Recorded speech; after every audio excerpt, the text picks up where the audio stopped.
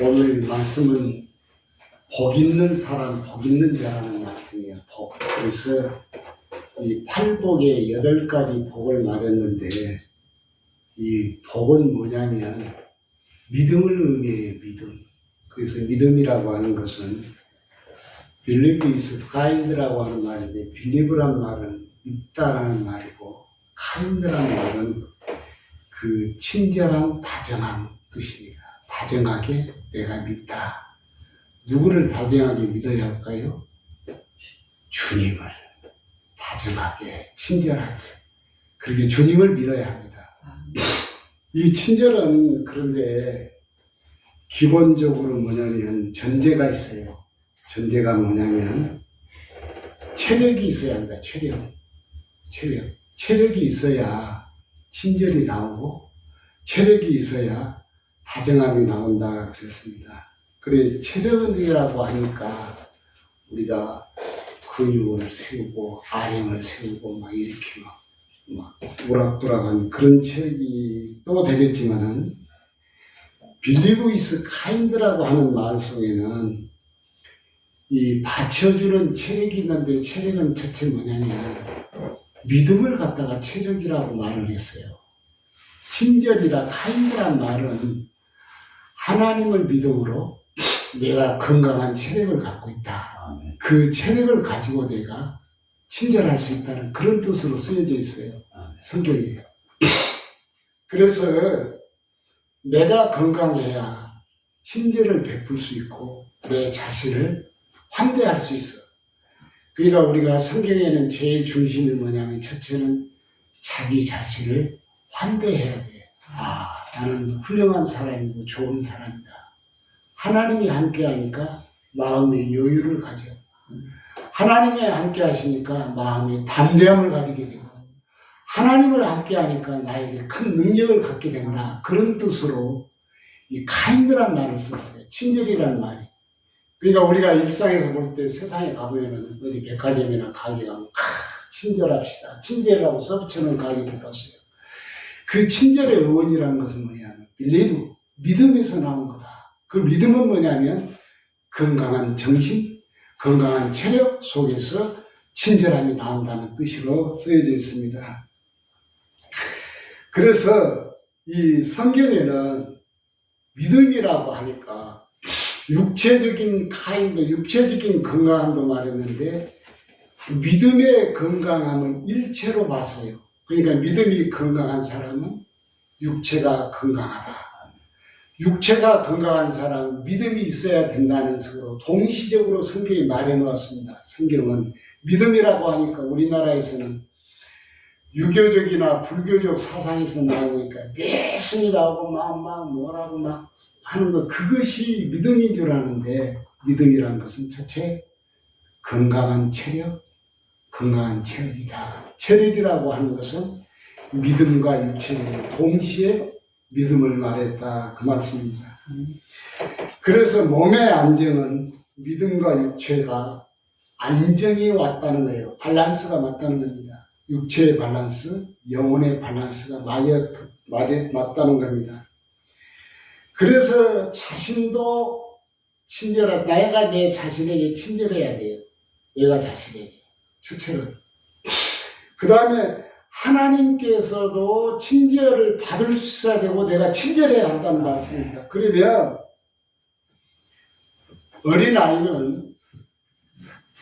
어린아이답게 건강해야 합니다. 어린아이가 어른 따라서 건강할 수가 없어. 나이에 맞고 세상에 태어나는 그 성장 과정에 맞도록 그 건강해야 할 것을 말했습니다. 그러므로 인하여서 어린이는 어린이답게 청년은 청년답게 사춘기가 오는 사춘기답게 그렇게 뭐냐면 건강이를 말해요. 어린이가 어른 같으면 안 됩니다. 어른이 어린이 같아서도 안 돼요. 근데 보편적으로 볼 때 사람들이 부모는 자식을 기를 때 자기처럼 되기를 원해요. 자기처럼 생각하기를 원합니다. 어린아이가 그럴 수는 없는 것입니다. 성장 과정이 없기 때문에. 에릭 프롬이라는 철학자가 있는데 이 철학자는 아주 예수를 잘 믿는 사람이고 이 사람은 사랑의 기술이라는 책을 썼어요. 그래서 그 책에는 이렇게 얘기합니다. 사랑과 믿음은 성경에 말한 대로 이 타고났다고 성경 말합니다. 타고났다고 하는 말은 하나님이 선택했다는 말씀으로 성경이 쓰여져 있어요. 타고났어. 하나님이 선물로 주었다고 말을 하지만 우리 인간의 입장에서 나의 입장에서는 사람의 입장에서 볼 때 우리는 모두가 훈련이라고 그랬습니다. 훈련. 반복하고 또 반복하고 반복해서 훈련해야 한다고 말했습니다. 믿음이 그래야 잘하고 그 살아갈 수 있는 그 모든 것들이 잘하는 것이라 그랬습니다. 훈련해야 된다. 반복적으로 훈련해야 된다고 말을 합니다. 그래서 훈련하고 배워나가지 아니하면 처음부터 믿음과 사랑에 대한 전문가가 없어요. 목사도 마찬가지입니다. 그 세계적인 성인들도 마찬가지예요. 믿음의 전문가는 태어날 때부터 태어난 것이 아니라는 것입니다. 우리는 누구나 믿음과 사랑을 서툴게 태어난다. 서툴게 태어나는데 하지만 믿음과 사랑에는 아주 중요한 요소가 있어야 돼요. 그런 요소적인 우리가 훈련이 필요하다고 했습니다. 첫째는 뭐냐면 보호를 받아야 돼요. 보호를. 인간은 누구에게 보호를 받아야 되냐면 전능하신 하나님 앞에 보호를 받아야 합니다. 보호라는 뜻은 성령께서 보혜사라는 말로 썼어요. 내가 갓난아이를 보호하고 잉태될 때 보호하고 태어나서 보호하고 지금까지 나를 보호했어요. 그 보호라는 말 속에 믿음과 사랑은 동일시에 여겨졌다는 말씀입니다. 그게 첫 번째입니다. 그러면 두 번째는 책임이란 말이에요. 성경에는 반드시 우리에게 믿음을 주었는데 그 믿음에는 뭐냐면 제가 늘 말씀한 것처럼 책임입니다. 책임. 책임이라고 하는 말은 어를 보면은 하나님이 우리에게 부르셨는데 그 부름에 대한 응답이 뭐냐면 책임이라는 겁니다. 그냥 대충 교회 나가니까 대충 하는 것이 아니라 철저하게 책임이 있어야 합니다. 그 책임을 하나님이 원하시는 게 있습니다. 내가 하나님의 상대방을 필요로 했을 때 상대방이 부름에 응답해서 하나님이 나에게 필요로 했어. 그래서 내가 응답을 합니다. 그리고 상대방이 외롭다고 하면서 느껴질 때에 달래가 줄 수 있다면 힘든다 할 때 힘들어져 함께 힘이 돼 준다는 것은 뭐냐면 책임감이라는 말씀입니다. 책임. 그 다음에 세 번째는 존경입니다. 하나님은 사랑의 대상이지만 존경의 대상이에요. 하나님은. 그래서 우리의 믿음은 우리의 사랑은 존경이 필요하다. 이 존경이라고 하는 것은 뭐냐면 있는 그대로를 받아들이는 겁니다. 있는 그대로를 내가 믿는 겁니다. 하나님 자체를 우리는 그대로 믿어야 할 것입니다. 하나님이 원하신 그 자체를 우리가 믿어야 할 것인데 우리는 그 하나님 자체를 믿지 않고 내 방식대로 우리의 사람의 방식대로 나의 방식대로 믿으려고 합니다. 그것은 존경이 아니라는 뜻입니다. 그래서 하나님의 있는 자체로 그 모습 그 자체로 바꾸려고 해서는 안 된다. 하나님 그대로 하나님 대신에 그 모습을 그대로 지그시 바라봐 주는 것이 진짜 하나님의 존경이요 믿음이라는 뜻으로 성경에 말했습니다. 에릭 프롬이 마지막 네 번째는 이해라고 또 말했어요. 우리가 첫째는 뭐냐면 교회 와서 성경 공부도 하고 때로는 교회 와서 설교를 듣습니다. 왜 설교를 듣습니까? 하나님에 대해서 이해를 구하기 위해서. 이해. 하나님이 어떤 분인가 내가 이해해야 돼요. 하나님이 그 어떤 분이신가 이해하지 못하면 믿음이 있을 수가 없습니다. 우리는 하나님에 대한 사랑을 받을 수가 없어요. 하나님이 어떤 분인가를 그 믿음으로 인하여서 액면 그대로를 받고 어떤 분인가를 내가 이해해야 돼요. 내 이성이, 내 지식이, 내 상식이 이해해야 합니다. 그래서 독특한 하나님의 모습을 하나, 둘, 세 개 자꾸 알아갑니다. 지난번에 처음 왔을 때 하나님, 두 번째 왔을 때 하나님, 세 번째 왔을 때 하나님, 그 하나님이 다르다는 겁니다. 우리가 이해하면 할수록 하나님에 대한 것을 더 다르게, 더 깊이, 더 확실하게 알아져 간다는 겁니다. 사랑도 마찬가지입니다. 인간의 사랑도 이해력이 있어야 돼요. 부부도 상대방에 대한 이해, 목사가 성도에 대한 이해력이 있어야 합니다. 성도는 목사에 대한 이해력이 있어야 돼요.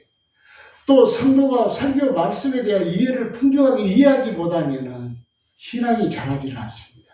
하나님이 어떤 분인가에 대해서 이해를 돋구기 위해서 열심히 준비를 했는데 성도가 그것을 이해하지 못하면 신앙이 자라지 않습니다. 그래서 오늘 말씀에 보니까 우리 하나님은 믿음에서는 정말로 이해가 없는 사람은 멀리 가기 시작해요. 그래서 김혜자 씨가 믿음을 가졌다면서 멀리 가지 아니하면 멀리 가서는 안 된다는 이유를 설명해 놓았더라고. 그게 참 공감이 갔습니다. 거기에 보니까 뭐라고 했느냐면 하나님은 다 아신다 그랬습니다. 다 아신다. 나를 다 아셔. 여러분을 다 아셔. 우리 모든 것을 다 아신다. 근데 하나님은 사람을 다 아시지만 모르는 척 하시더라는 겁니다. 자기가 80년 동안에 예수를 믿고 나니까 하나님이 자기를 다 아시더라는 겁니다. 그 다음에 하나님은 모른 척 하더라는 겁니다. 왜 모르는 척 하시지? 하나님은 모르시는 하나님이 아니시다. 알고 계신 하나님이라는 말씀을 그가 간증을 합니다. 그러니까 너 하나님을 멀리 가서는 안 된다. 멀리 가는 사람은 이해하지 못하고 이 하나님의 믿음의 4가지 조건을 깨닫지 못한 사람은 늘 멀리 가기 시작합니다. 그래서 하나님이 화가 납니다. 그래서 화를 나게 마세요 하는 것이 구약 성경의 요지예요. 멀리 가면 갈수록 하나님께서 화를 내세요. 그의 구약에 대한 요지입니다. 쉽게 풀어 말하면. 잘못했어요 아버지 하면서 그리고 빨리 가면은 절대로 하나님은 야단을 치신 하나님이 아니시라는 겁니다. 그냥 조금 빨리 가면 주의만 주신다는 하나님이세요. 멀리 가면 아이들도 멀리 가면 회초리로 때리잖아요.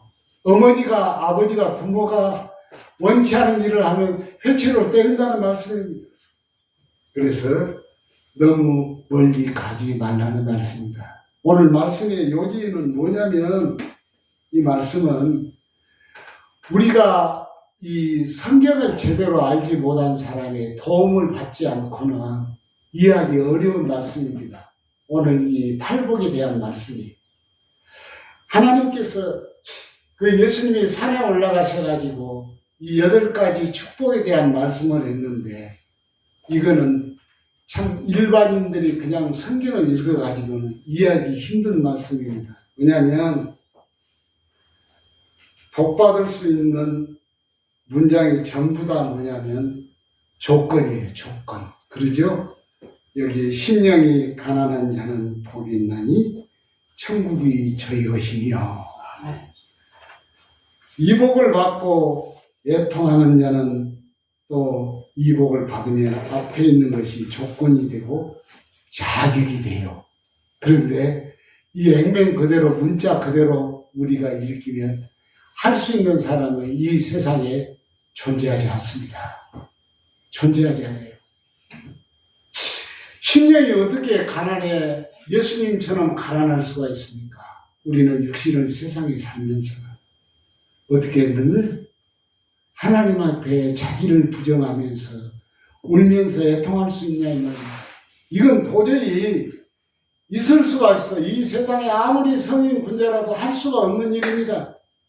그러면 이거는 우리가 이 성경 구절을 볼 때 어떻게 봐야 되느냐? 그 앞장을 봐야 합니다. 앞장에 보면 무리들이 나오는데 그 무리들이 4장에 보면 이제 집에 가서 보세요. 예수님이 고쳐주셔. 무엇을 고쳐주십니까? 첫째, 자기의 필요에 있어서 보통 사람이 못 돼서 온 사람입니다. 부족한 사람. 보통 사람은 뭐냐면 밥 먹고 잠자고 옷 입을 옷이 있는데 자기 육체가 병들지 아니었는데 보통 사람이 아니니까 부족하니까 뭡니까? 예수님 앞에 왔어. 뭘 고치기 위해서 왔어요? 병든 자, 첫 번째. 그 다음에 두 번째는 간질환 자. 간질환 자가 뭔지 알지요? 그냥 덕금을 팍 내면 쓰러지는 사람. 그 다음에 귀신 들자 이런 사람들이 병 고침을 받고 기뻐서 소문이 나서 예수님 앞에 나왔습니다. 그런데 그들에게 예수님 앞에 이제 병 고치러 왔는데 예수님께서 야, 너희들 심령이 가난해라. 야, 너희들 애통해라. 예수님이 그 말씀을 하면 이해합니까? 못합니까? 못해요. 믿어집니까? 못 믿어집니까? 안 믿어져. 지금 간질병 환자가 병 걸린 사람이 이렇게 수많은 혈류병 들린 사람들이 환자들이 막 모이는데 예수님께 심령이 가난해라. 그 다음에 애통해라. 뭘 해라. 그러면 이렇게 하나님이 복을 주신다 이 말씀을 하니까 그 사람들이 믿을 수 있느냐 이 말입니다. 믿을 수가 없어요. 이렇게 주님이 말씀하신 것이 아니라 이 무리들과 연결하면 너희들은 병에 걸렸을지언정 하나님께서 절대로 너희들을 외면하지 아니하신다는 뜻입니다. 이 팔복에 대한 것은 주님이 절대로 외면하시지 않는다. 주님이 너희들을 절대로 버리지 않는다는 뜻입니다. 그러므로 인하여서 장차 너희 믿음이 이렇게 연합할 것을 말씀했어요. 우리의 믿음이, 여러분의 믿음이. 너희들이 병 걸렸을지언정 외면당하지 않는다는 얘기가 심령이 제일 가난한 사람은 대표적으로 성경에 누구냐면 신약 성경에 보니까 바울사도예요. 바울사도는 주님, 제가 죽을지언정 주님 따라가겠습니다. 자기가 목숨을 내놓는 사람입니다. 심령이 가난한 사람, 애통하는 사람입니다. 또 구약에서는 가장 위대한 사람이 있습니다. 시편 51편에 보니까 다윗입니다. 다윗이 회개를 합니다. 뭐라고 하냐면 51편의 요지가 뭐라고 써있냐면 주님, 내가 잘하려고 했는데 내 몸을 불살려 주님 앞에 드리려고 했는데 주님 이것을 받으십시오. 그러니까 주님이 뭐라고 말씀하세요? 하나님이 뭐라고 말씀하시냐면 나는 너의 육체를 불살라서 내한테 바칠 것이 아니라 너의 상한 심령을 받는다 그랬습니다. 시편 51편의 요지가 그 말씀입니다. 하나님, 저도 잘하려고 했습니다. 내 몸을 불살려서 하나님 앞에 제물로 드리려고 했습니다. 했는데 하나님이 말씀을 합니다. 의로운 제사 나를 바치는 그 헌신이 아니라 하나님이 요구하는 제사는 상한 심령이라 그랬습니다. 한 계단 더 높아요. 몸을 불살르는 것보다도 더 한 계단 높은 그 상한 심령이요. 도덕보다 더 높습니다. 성인보다 더 높아요.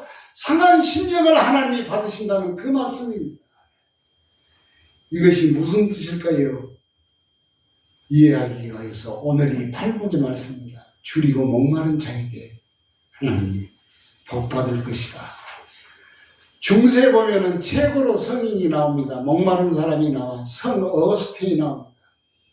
어거스틴은 1500년의 중세의 인물인데 그는 최고의 애통하면서 심령이 목마른 사람입니다.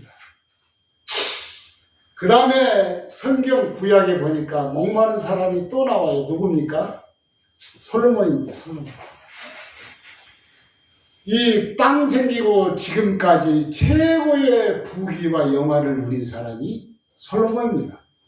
역사적 인물에 보니까 이 사람은 얼마나 부귀와 영화를 누렸냐. 온 세상 통틀어서 미인이 3,000명이 넘더라 그래서 성경에 기록된 대로 궁녀들이 온 세상 통틀어서 미인이 3,000명이나 되는 여인들을 거느렸어요. 그 사람들 먹고 재우고 부귀 그 사람들을 다 하려면 얼마입니까? 어마어마한 돈이 들어가지 않게 3,000명이니까 그뿐입니까? 그 사람은 화장실도 금입니다. 잠자는 침대도 금이에요. 자기의 집도 온통 금입니다. 금으로 만들어졌어요. 이 역사적인 인물입니다. 그런데 그가 전도서에 말합니다. 헛되고 헛되고 헛되고 헛되니 헛되도다고 말합니다. 얼마나 자기가 절규를 했습니까? 자기 창자가 우러나올 만큼 비명을 저지릅니다. 부귀 영화로는 인간의 만족이 되지 않더라는 말씀입니다. 부귀 영화로는 인생에 필요한 영양분이 아니더라는 겁니다. 인생에 필요한 영양분이 부귀 영화로는 절대 될 수가 없다는 겁니다. 그 말씀의 요지가 오늘 팔복의 요지입니다. 우리가 성경을 한 구절만 나와가지고 그 말을 가지고 그 말대로 어자적으로만 읽으면 안 된다는 말씀입니다. 그래서 우리는 팔복에는 하나님이 요구하는 것과 우리가 요구하는 것이 판이하게 다르더란 말씀이야. 여기에 보니까 심령이 가난한 사람, 애통하는 사람이 복이 있다. 무슨 복을 준다는 것은 쓰여져 있지 않습니다. 복이 있다 그랬습니다. 사람이 요구하는 것, 우리가 요구하는 것, 교인이 요구하는 것, 믿는다고 요구하는 사람과 하나님께서 원하시는 요구하는 것이 판이하게 다르다는 것이에요. 이 팔복의 내용이 그 말씀입니다. 이것을 알면 예수 믿는 것이 어떠한 것인가를 깨닫게 될 수가 있어요. 믿음이 무엇인가를 알 수가 있어요. 세상의 요구와 하나님이 하시고자 하는 일과 충돌됩니다. 하나님을 불러서 현실에서 승리자가 해달라고 우리는 요구합니다. 하나님은 그것이 충돌합니다. 세상은 잘못 간 길이라는 겁니다. 세상은 진리도 알 수 없고 쓸만한 덕도 없고 세상은 죄와 사망이 왕노릇하는 것이 세상이라는 것입니다. 그래서 이 세상의 모든 것은 소멸될 것이요 죄와 사망이라고 말합니다. 그러면서 주님이 하나님은 요구하시는데 무슨 요구를 하시냐? 여기에 진짜 복 있는 사람은 우리가 인간이 할 수 없어요. 누가 하셨습니까? 주님이 하셨어요. 주님이 대표로 세상에 오셔가지고. 그래서 그 주님을 우리는 연합하라는 겁니다. 연합된 요건을 갖추는 것이 뭐냐면 그 아들 예수 그리스도가 대표적입니다. 모든 것이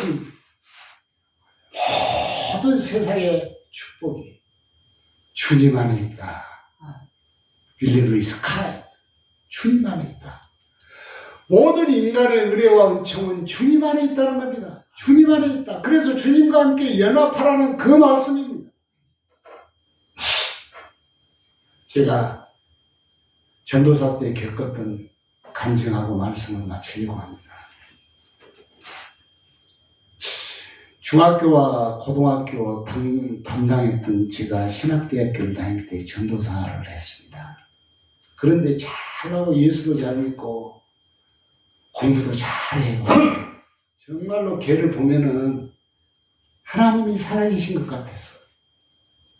그런데 얘가 고등학교를 가더니 교회를 안 나와버려요. 그래서 전도사 제가 집에를 방문을 했어요. 방문을 하니까 문을 열으더니 어머니가 쳐다보자마자 인상을 팍 쓰면서 싸늘한 얼굴로 이제는 우리 아들 다시는 교회에서 찾지 마세요. 절대로 안 됩니다. 얘가 대학교 좋은 대학 보내고 나서 그때는 생각해 보겠습니다. 돌아가세요. 너무너무나 쌀쌀까져서 너무나 차갑게 대우를 받았습니다. 제가 잊혀지지 않아요. 그래서 할 수 없이 교회로 왔습니다. 와가지고는 토요일이니까 시간을 성경 공부를 준비를 해서 학생들이 한 200~300명 됐는데 그 학생들에게 성경 공부를 열심히 가르쳤어요. 있는 아이들을 최선을 다해서 가르쳤습니다.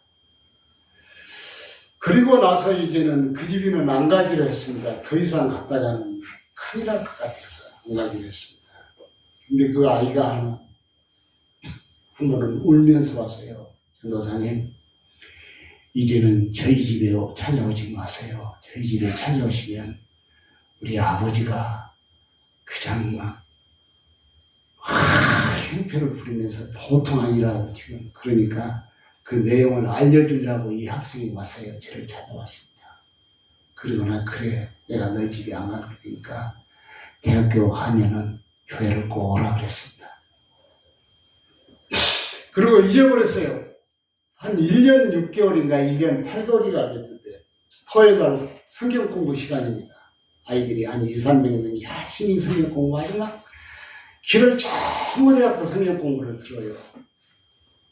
근데 어떤 아주머니가 다 쫓아오더라고. 보니까 눈이 막 이렇게 부어가지고 막 눈물을 크렁크렁 흘려나왔어요. 그런데 자세히 보니까 옛날에 나를 작년 재작년도에 문전박대에 있던 아무개 어머니였습니다. 그래서 어쩐 일이냐고 그러니까 말없이 하염없이 눈물을 흘리더라고요. 그런데 알고 보니까 우리가 성경 공부하는 그 시간에 이 아이는 친구 오토바이를 탔어요. 헬멧도 안 타고 뒷좌석에서. 그래서 교차로 사거리에서 택시와 함께 부딪혀 버렸습니다.